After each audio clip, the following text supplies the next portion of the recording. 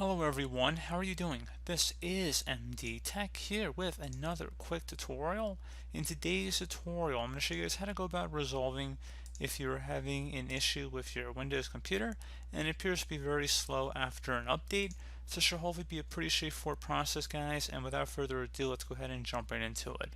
So first thing I'd suggest would be to open up the Start menu, type in Services.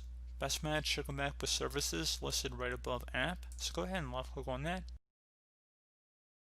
First, locate the Background Intelligent Transfer service and double click on it. If service status says running, you want to stop it by selecting the stop button. You can see it's already stopped in my case, so I don't need to do that. And then once it's done, you'd select OK. And now locate the Windows Update service and double click on it. If service status again is running, you want to stop it, and then you would select apply and OK if any changes were necessary. Once that's done, you will close out of here. Open up the Start menu, type in CMD. Best match should come back with command prompt. Right click on that and select Run as Administrator.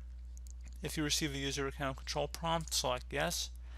And now I'm going to have a couple commands in the description of my video. We're going to be clearing the Windows Update cache.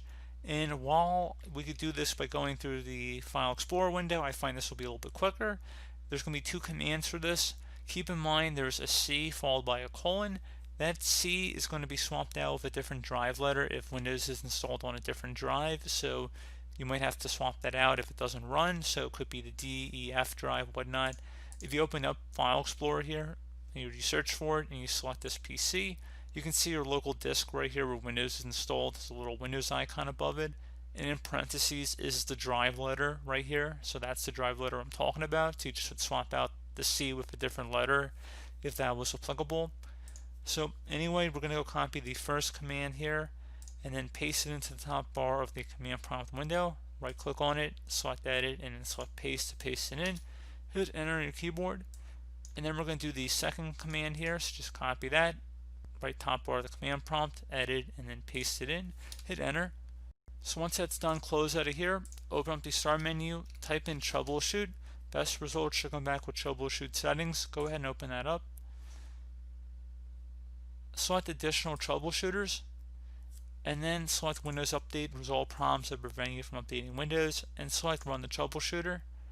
So this should turn back on the services that may have been turned off or disabled. I don't really know what they were before for you guys, but they were set to manual. We didn't actually adjust that, but this should correct that as well, so we shouldn't have to go back into services at all. So we're just going to let this run here.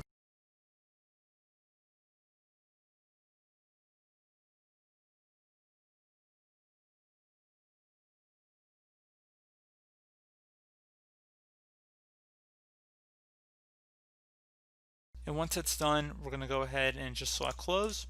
With just going, click on this back button right there and try and run a Windows update and check for updates and see if that is able to resolve the problem. Hopefully it'll be able to check for updates without issue at this point.